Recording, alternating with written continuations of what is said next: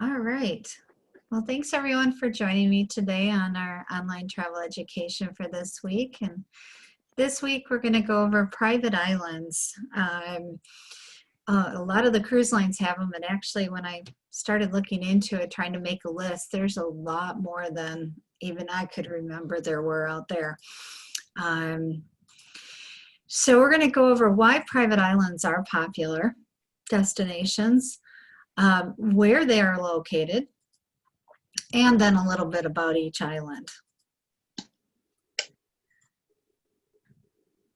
And there's a lot of activities that are offered on all the islands.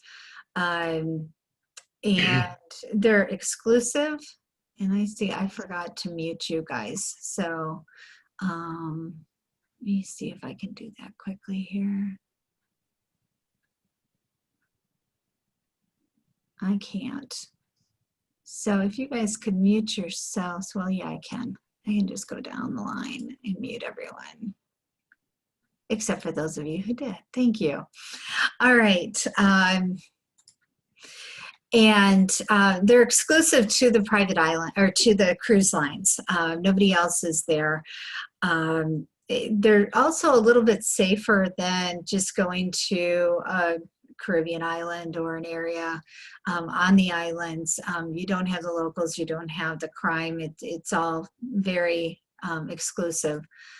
And so it's a controlled environment. And this is going to prove to be a very important thing in the near future, I would think. They keep the islands very clean, so you don't have to worry about trash and a lot of filth around the islands. And it's kind of an extension of the cruise itself. So you've got the personality of the cruise itself going and spilling over to the island. And that's also why some of the cruise lines, while their company owns the islands, they won't actually go to those islands because of the personality. It doesn't fit in line with their cruise line. And this is why I think that private islands are going to be very popular in the near future. Short sailings are likely going to be the first ones to come back when the cruise lines start sailing again. And having the private islands will allow them to control things a little bit better. And so, you know, some of the rumors are that you're going to have to do short excursions through the cruise line so that they can make sure that everything's controlled. But going to the private islands would be actually even easier than doing that with the shore excursions. They could just let you out on their islands, and they already know that you've already passed any tests that need to be taken, and all the workers have as well. So where are these islands located? Of course, we all know about, there's several of them in the Bahamas. In fact, most of the private islands are located in the Bahamas. But there are a couple in the Western Caribbean, and there's one in the Middle East, and a couple in the South Pacific. So the first one, this one, in the order I chose to go in is alphabetical order. This is the Beach Club at Bimini for Virgin Voyages. Nobody's actually been there yet because Virgin isn't sailing until now. It is January will be their first sailings, hopefully. We've actually been to the beach club that is right next to this beach club, and we saw them building this. They plan to have a lot of music on that island. Activities that kind of mirror what they do on the ship, spending more time at the beach. They're going to have a big freshwater pool there, and they also have just under 2,000 people are across the two islands in Bimini, so it's a fairly small area. You are going to have to take a shuttle from the port from where the cruise will dock to the beach club area.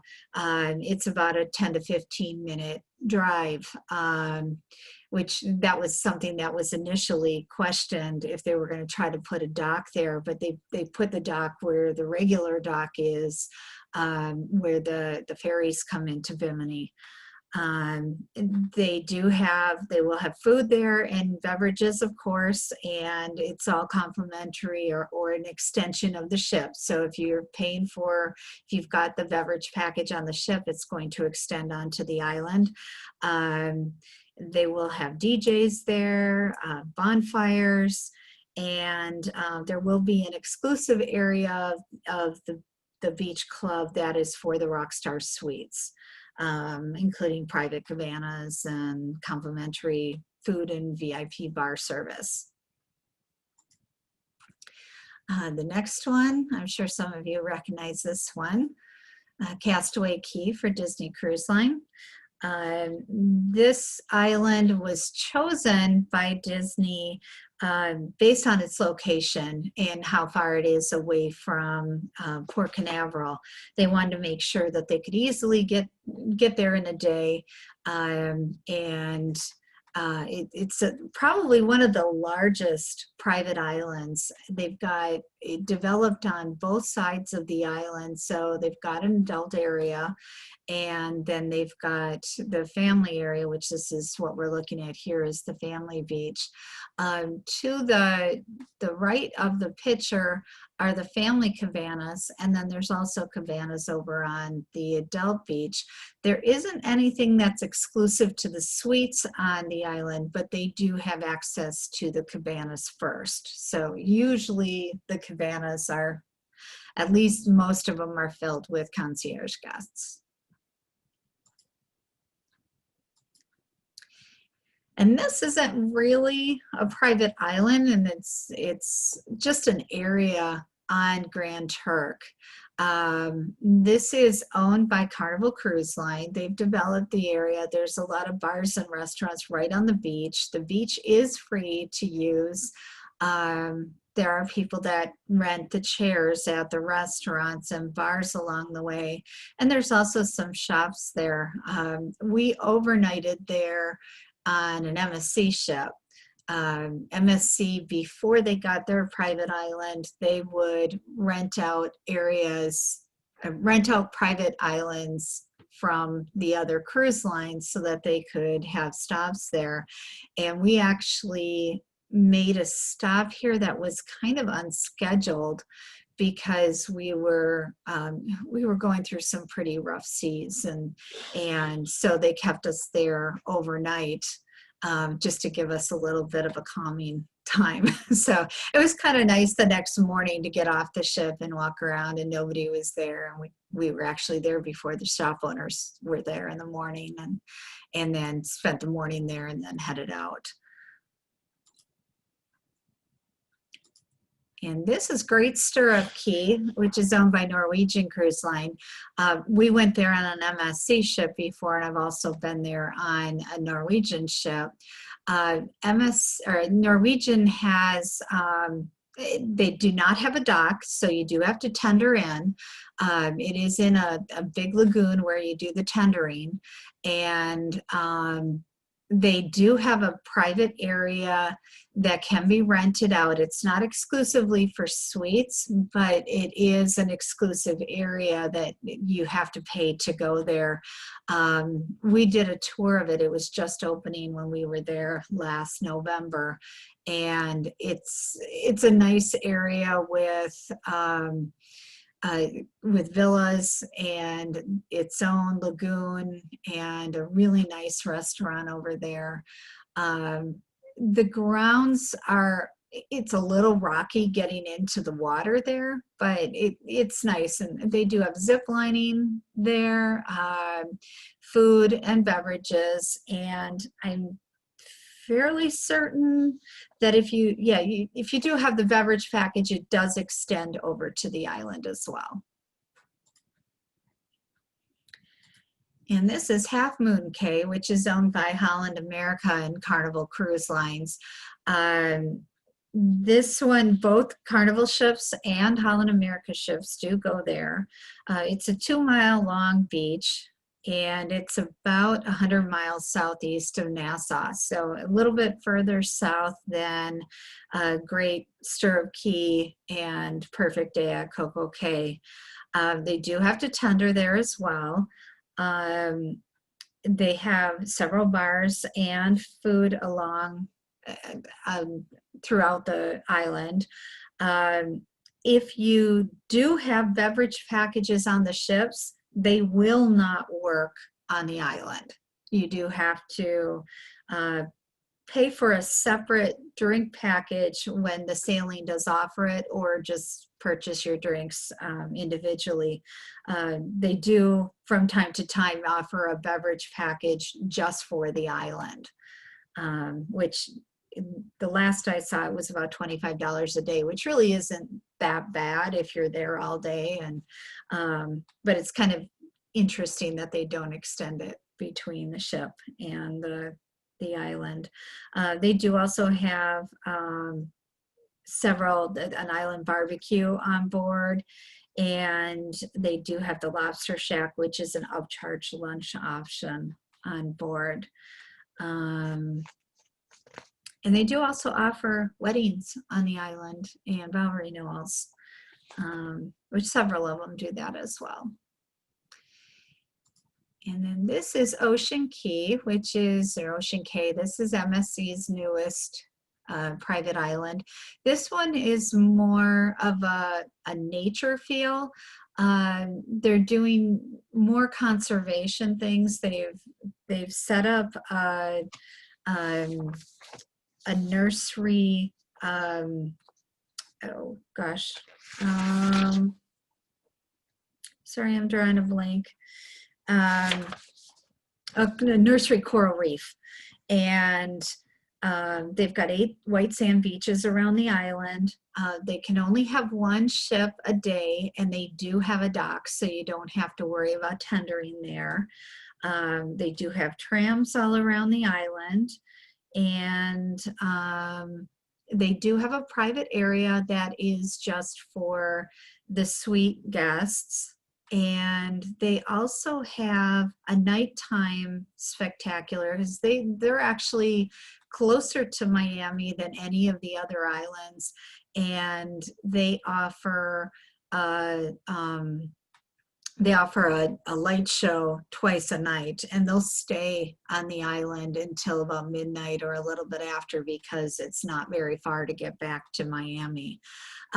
Their island is located just south of Bimini, I believe. It's very close to Bimini. So when they were building the island, their executives were flying into Bimini and then taking a boat over to the island. So it's not very far from there.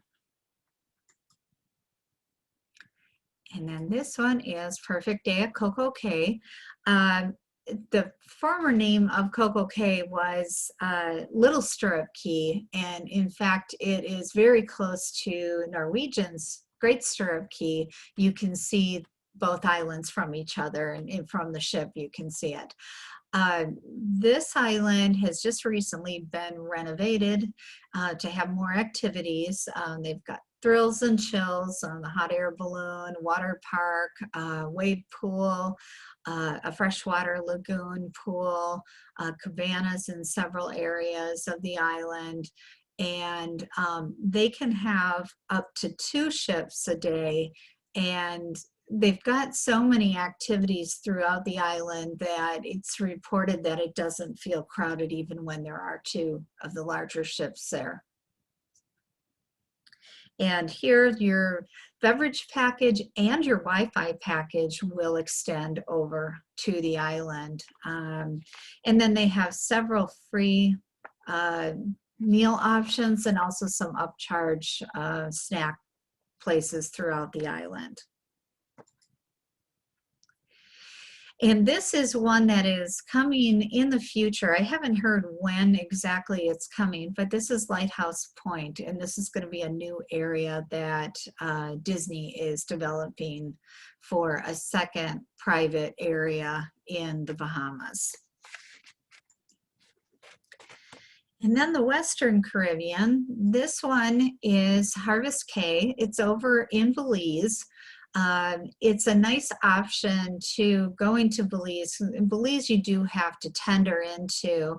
And so with Harvest Cay, you're given kind of a private island experience. And this is very different than Great Stirrup Cay. However, it is run by an independent company from Norwegian, and so everything is charged on the island. Your beverage package doesn't work there, and they do, I think they have complimentary dining at some places, but most of them are of charges. They do have a zip line that goes across the island, and they do also offer shore excursions to the mainland from the island to give you some options there. They also have a large pool and cabanas and lots of activities on the island as well. And the last one in the Caribbean is Labadee, which is an area off of on the northwest side of Haiti. They have a roller coaster going through the hills and a zip line that ends in the water. They also have several cabanas, and they do have a private area for the suite guests as well, in addition to private cabanas for the suite guests. They do also offer shore excursions from Labadee to other areas of the island and in the water. We did a snorkeling excursion there, which took us a little ways off of the island. And they do offer lunch and have several bars on the island, and they are also an extension of this ship. So if you've got a beverage package, it is still good on Labadee as well. And then elsewhere in the world, this one I think is really pretty. I really like this one. This is Sir Bani Yas Beach, Cruise Beach, and this is owned by MSC Cruises. It is located on the southwest coast of Abu Dhabi.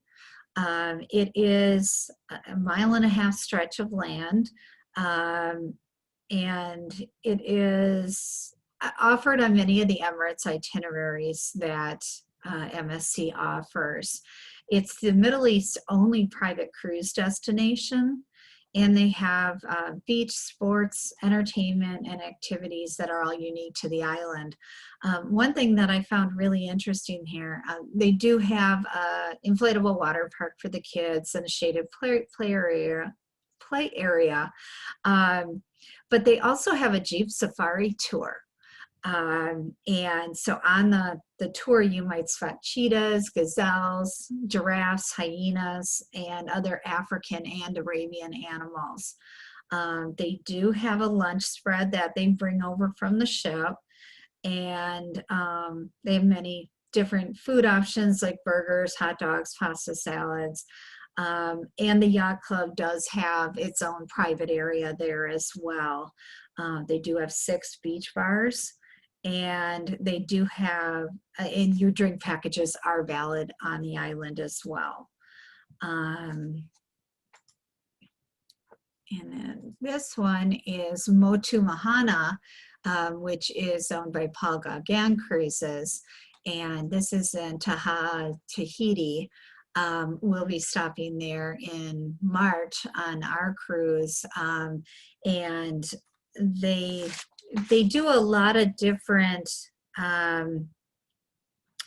we tender off in knee-deep water, and there's a lot of Tahitian songs and ukuleles, cocktails from a floating bar, and you can snorkel there, play some volleyball or badminton. And then they also have a beachside grill with grilled fish, hamburgers, chicken, that sort of thing. And then you can learn more about Tahitian culture with coconut demonstrations and basket weaving. I'm hoping that the coconut demonstrations aren't learning how to make a coconut bra for Mark, but you never know. Either Mark, both of you guys can have one. And this is not shared by any other cruise ship, so it's just for them. And the last one, which is coming late 2022, or it could be pushed back beyond that, is Perfect Day at Lalepa. This is located in Vanuatu. I'm not sure how to say that, in the South Pacific. It is going to be closed for Australian and New Zealand cruises. And then I've just got, this is a picture of the new area on Great Stirrup Cay. That is the villas and their private lagoon for the villa properties. A picture of Castaway Cay when we were there in February. And then a sunset over Perfect Day at Coco Cay. And that's that.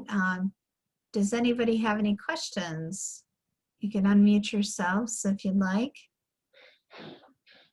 Does Celebrity have any private islands, or do they use any of the islands, Tracy? Yeah, thank you. I was going to mention that. Celebrity will use Labadee, but they don't use Perfect Day because it doesn't fit in with their clientele. Because we were talking about that with cruise ships coming back. Would they go to Perfect Day? And they said they wouldn't likely do that because it just deviates too much from what their style is. But they would possibly go to Labadee. Okay. Yeah, because I was wondering with our Christmas cruise, if it happens, are we still going to go to Key West or even Cozumel? Yeah, I'm not sure about either of those. I haven't really heard anything one way or another, but I wouldn't be surprised if you couldn't go to one that they would take you to Labadee. Which is nice. It was a nice day. Nice. Yeah, no, we've been to Labadee twice, Carol? Yeah. Yeah. I've been there. Nice. I've been there on a royal ship, but I've also been there on Azamara, which was totally different from going on. I think we were there on Oasis of the Seas, and then to go on an Azamara ship going from 6,000 passengers down to 700 passengers. And it felt deserted when we were there on a small ship. Yeah. So I think it's called the Jones Act. So if we, for example, don't go to Key West or Cozumel, if they go in order to meet the requirements for the Jones Act, they have to go somewhere out of the US, correct? So the Jones Act is actually the cargo end of the deal, but the similar act that has to do with passengers is called the Passenger Service Vessel Act. Okay. And the requirement is if you're sailing from a US port and coming back to the same US port, you need to stop at a foreign country. Now that stop doesn't mean necessarily that you have to disembark guests. You just have to register with that stop that you're in their waters and you've been there for a certain period of time. Okay. Years ago, they used to do cruises to nowhere. And those technically have always been illegal because of the Passenger Services Vessel Act, but the government kind of looked the other way and allowed it. And recently they cracked down on that. And we were always curious because when I go on preview cruises, they're cruises to nowhere. We don't get off the ship anywhere. And we were trying to figure out how that was legal. And for instance, on our MSC cruise, we went to Bimini. So we just got in the coastal waters of Bimini. A pilot came on board. They certified that we were there. We had to stay in the waters for a certain period of time, and then we left. So as long as you're going to a foreign country, and Labadee would qualify since they're part of Haiti, you couldn't just go to Key West and then go back to Miami. You would have to go somewhere else and at least stay out in the waters, even if it was a cruise to nowhere. Yeah, when we did it, it was like we sat in the port for like 3 hours and just circled. I mean, we sat in one place and Mhm. the ship just sat there. And we waved at people on shore from 5 miles away. I mean, and it was about, what, 2, 3 hours? Yeah. And then we just, we're gone. Mhm. And The that's why they can't do the cruises to nowhere from New York anymore, because there really isn't a place that they can reach in that short Right. amount of time. So they don't do them when they do the preview cruises in New York. They stay in port and just have people come on board, and they never leave the port. But going from Florida, they can go over to somewhere in the Bahamas. Yeah. And even if they don't disembark, like on the edge, we went to Nassau. On the seaside, we went to Bimini. On the Bliss, going from LA, is it LA? Yeah, from LA down to Ensenada. And Mhm. as we're approaching Ensenada, I'm like, nobody told us we were going here. And then we never stopped or got off the ship. We just sat there, and it was probably the best visit to Ensenada.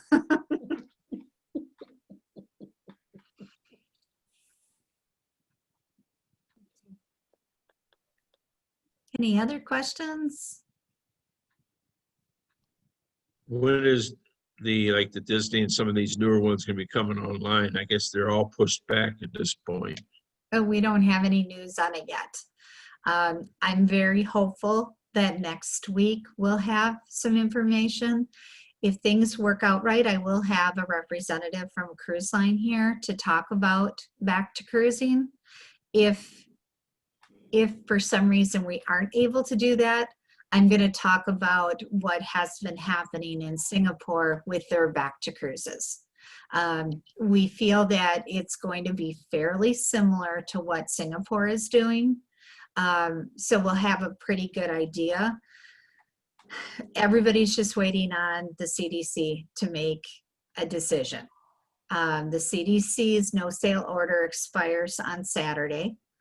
And if they don't extend it, then the cruise lines will decide which sailings they're going to bring back and when they're going to start sailing. Virgin has already decided that they're waiting until January. Disney is canceled through the first weekend in December, I believe. I think the 6th is the latest date that they're canceled through. The Royal brands, they're all canceled through the end of November. Same with MSC. So they're hopeful they'll be able to start in December. When in December is the question. Everybody really wants to be back sailing by Christmas, though. So hopefully next week we'll have some more information. 2 days ago, I got a notice of a webinar next Wednesday, like 2 hours before we have this. So I will plan to attend, and hopefully we'll get some information, and hopefully the CDC won't extend again. But more than likely, it'll be short term, just so they can control the ports and all that. They'll be just going in these little private islands, and which I always like the private islands. So I would guess that they will start with the short sailings. They'll probably start the ships out sailing just for employees, and possibly then add in some travel agents just so that they can practice with what the new procedures are and how to take care of things. And then they'll go back to having having guests on board, and it definitely will be reduced capacity for a period of time. So yeah, I'm hoping that we can talk more about that and have some more ideas of what it will look like sailing from the US and not just sailing from Singapore. Tracy, with the reduced capacity, do you anticipate that eventually the prices will just go up? They have to fund these ships? So if less people. I anticipate prices will go up, definitely. That's why I think booking as early out as you can is going to be really important. They're not just going to have reduced capacity on the ships. They're going to have reduced ships to start out with. But in the same respect, a lot of people have canceled already. November, we usually have a lot of people cruising. We had one person that got canceled. When the cruise lines first started canceling, we were losing tons of reservations that were paid in full, ready to go. And now so many people have proactively canceled their future trips, and people are canceling around next summer because they're just not comfortable with what it's going to look like. So, for example, Kathy and Karen and Tanya are going to be going on a cruise next month, or not next month, in 2 months. And you guys are definitely going. I'm maintaining that. You guys are going. Yeah, we are. We booked restaurant reservations. I got to book internet. I'm waiting for that to go on sale. Yeah. And Have mask and sanitizer. We'll travel. Yeah. Kathy You needs don't have a to- choice. needs a vacation. it is likely Yeah. that the ship that they're scheduled to be on will not be operating. They will likely move them to one of the newer, larger ships so they can have a few more people on board, have fewer crew that they're dealing with, and still socially distance. Will Some that of the, change our itinerary or dates? not Possi- likely, not Okay. likely. Yeah, they'll likely change the longer sailings to be shorter with yours. I wish it was the other way around, but yeah, okay. Yeah, it's not likely that they're going to do 7-night sailings off the bat. And the ships that they would likely use will be the 7-night ships. So, and it'll likely, my guess is they'll come out with the Apex and the Edge first. And then come January, February, add in another ship or two. And I would think by next summer, they'll be back at full capacity with the ships. I'm not sure. You know, it all depends on what happens with the virus and how things are going, how infection rates are going, how long they're going to stay, reduced capacity and social distancing and all that. We could be one of the first cruises on the Apex. Or me. Yeah. Now, I'm pretty much given up on my sailing. My sailing's scheduled for December 5th. I haven't heard anything, but I don't feel real confident in that. But I do feel confident for you guys, and I feel confident that I'll be on board before you will. Somehow, I volunteered. I said I'll go on any ship you want for as long as you want me to go. I'll go. I volunteer as tribute. I'll do what it takes. I'm dedicated that way. Take one for the team, Team. Tracy. Yes, exactly. Sounds like 1 month for the team. Yeah, the only thing that I worry about, because originally I was thinking it would be nice to do like back to back with different cruise lines to see how they're doing. But if there is testing requirements, which we do expect, that might prove to be difficult to do. Have there been any updates on pre-testing? Like, is it easier now? I think it Like- really depends where you are. Depends on which road? Okay. Yeah. Because just the logistics of a 3-day test, getting the results back before 3 days is a little scary. One thing that I wouldn't be surprised if they didn't try to partner with like CVS or Walgreens. I know that in a lot of areas, CVS and Walgreens are doing the rapid testing and able to get it back within, I think, 48 to 72 hours. So I think the Singapore ones, I'd have to take another look at it. I think those are 3 days prior. I know that our Tahiti one is 3 days prior, or 72 hours prior to getting on the plane. So it definitely is, right now it's a challenge in some areas. Hopefully, what I've heard, which I'm not sure if this is what's actually going to happen. I believe this is happening in Singapore. You have to have a negative test and then you're tested again at the port. So it will that will help too. And if they are able to partner with some of these companies, that could help as well. To go back to Royal Caribbean's new island, it was on a season of Survivor, and I believe Jeff Prost pronounced it Vanuatu. If my memory serves correctly. I think you're right. Yeah. Yeah. Now, hopefully they have built in some structures and a bathroom, and you won't be a la Survivor, but and they will have food for you, not have to catch it, but. Hey, Trace, a lot of those private islands in the Bahamas, do the cruise lines buy them outright, or do they lease them from the Bahamian government? How does that work? I think a lot of them are long-term leases. Okay. I know Castaway Cay definitely is. I believe Coco Cay is as well.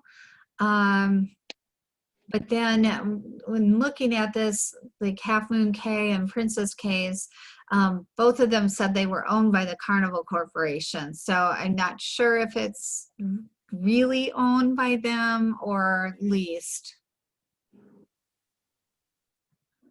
But they are still Bahamian islands. And so they do qualify for a foreign stop. Oh, yeah.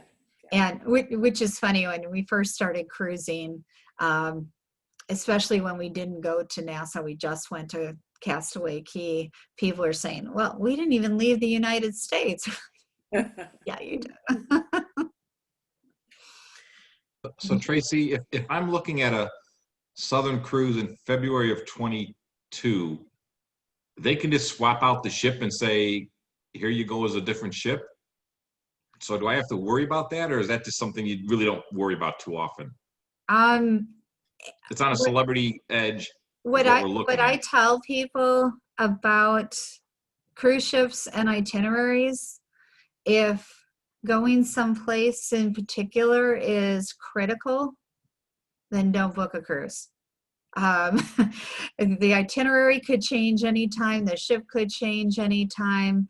For the most part, they don't.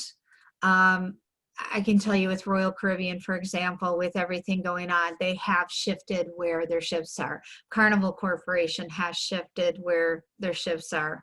And I haven't heard of Celebrity doing that yet. A year from now, chances are, year and a few months from now, chances are they're not going to make any changes beyond. I mean, initially when they first start up, yeah, they are going to have to consolidate. But down the road, and with you being on the edge, I wouldn't worry too much about that. Okay. Especially with the newer ships, I wouldn't worry as much about that. I'd be more concerned with the older ships. Now, like with the Carnival Corporation, they ended up selling off several of their ships through all this. And so anybody who is booked on those, they're getting moved to another ship. Royal Caribbean shifted where their ships were because, and I think what happened with them, the Brilliance of the Seas was set to move over to Fort Lauderdale, but the Brilliance was going to, or before it moved, it was going to be in Tampa. And now they're going to keep it in Tampa. They can't put another ship over there that they were thinking of because it can't fit under the bridge. So they had to shift the ships in order to be able to do the itinerary. It doesn't happen all that often. This year we're seeing a lot more of it, but this year is an anomaly, I hope. Okay. And it's not too early to look at that 22 dead. We're just trying to get somewhere. It'll be somewhere warm in February is what we're looking at. Doesn't matter what island, as long as it's warm. You know, if you're doing Eastern Caribbean or Southern Caribbean, I think you're going to be good. Okay. I've gone in December and January, and if we got all the way down to St. Thomas, we were fine. I've done the Western Caribbean though in January, and it was a little bit chilly getting there. And it is chilly getting to the Southern Caribbean or the Eastern Caribbean area. Another one to look at would be out of San Juan. If you didn't want to go as long of a cruise, then you can go further south if you go down to San Juan and you start out and you're warm right away. Okay. The first couple days out of Florida in January and December can be kind of chilly. It's usually the wind, Yeah. especially at night. But Karen would know. Yeah, I was just gonna Yeah. say, how's the weather? Yeah, December, January, it's cool at night, but it's, it's 70 during the day.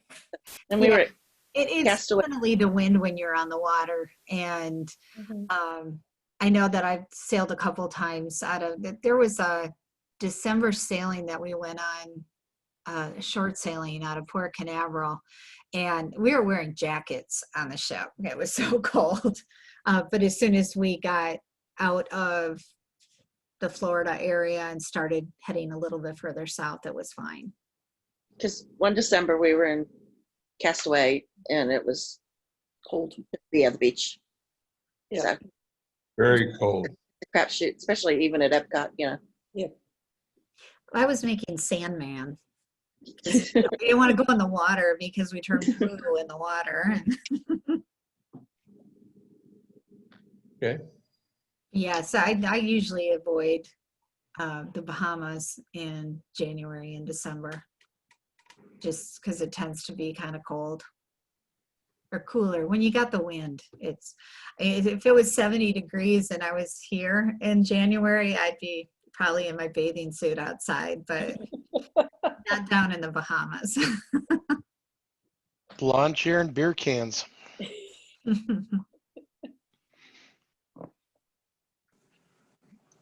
Any other questions? all I know is I'm looking forward to February with the guy in the surfboard with drinks in the Oh, Polynesian Sea. and I'm looking forward to seeing Mark and Mark with coconut bras. That'd be a great picture. It's not gonna happen. Picture, Not me. I think if we give Mark enough liquor, we I the think other, if I think we visit the Tahitian guy on the surfboard I was drinks. gonna say the Tahitian guy in Might be his loincloth there Yeah. and all tatted up with No, his no, no. ukulele. Is You don't want to be loincloth- barfing, do you? I don't want to get you all sick. Tracy, there's some Instagram moments. I think so. Put your social media director on that. So now I have to stay sober, huh? Oh, God. Nope. Tock, tick, tock, tick, I know that tock, that tick, can tock. happen. I'll get him drunk. I've been known to do that before. I don't think you have a problem doing that for anyone. I'm an enabler, the best kind. I think that's what happened in Europe last fall. A night few or times, two. baby. For a second, we'll travel. Cheers. Yes. Well, I'm going to go ahead and stop the recording, and thanks everyone for joining us today.